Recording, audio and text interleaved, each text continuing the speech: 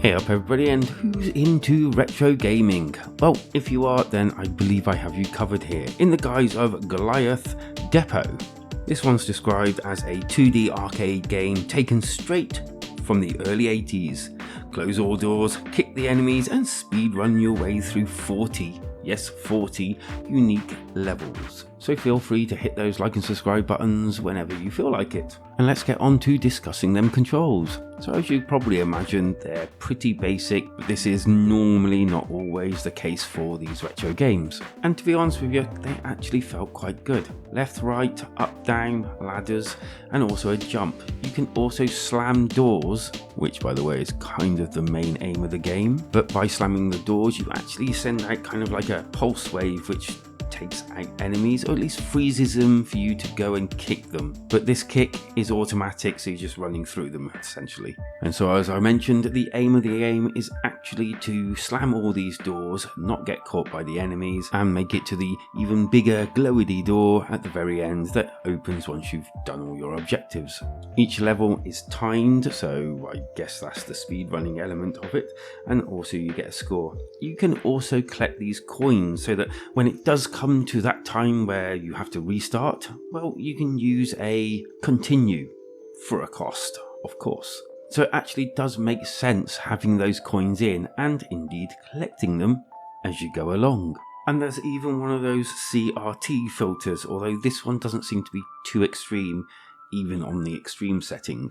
And then you've got your medals, which basically are different things depending on your high scores and best runs, beating the time, blah blah blah. The gameplay, to be honest with you, going into it, I kind of thought, this doesn't actually look that interesting or fun in fact. But after playing it for a while, in fact going through several levels, I discovered that I actually wanted to play on, and was quite surprised when different things were happening in the levels, such like platforms or different creatures that can move around differently, which is pretty cool considering most of the enemies at the beginning are kind of static and don't really move that much around, or at least if they do, they move in a pattern. And then there are the environmental dangers, if you like, pitfalls, spikes in the ground, elevators to traverse around, and more as the levels go on. It's quite interesting to note the fact that you can pick a male and female character, and there are different difficulties, but the one depends on you actually completing the game first. Once again, with AKA retro games, it's very hit and miss. There are people that's going to lap this up and love it, and there's people that's going to, as soon as they've seen these graphics, turn the actual video off and probably never even look back. Which is kind of a shame, because there's something to gain from retro gaming, and I think should at least try them, because it's a link to where all these modern games came from, and they can actually be entertaining.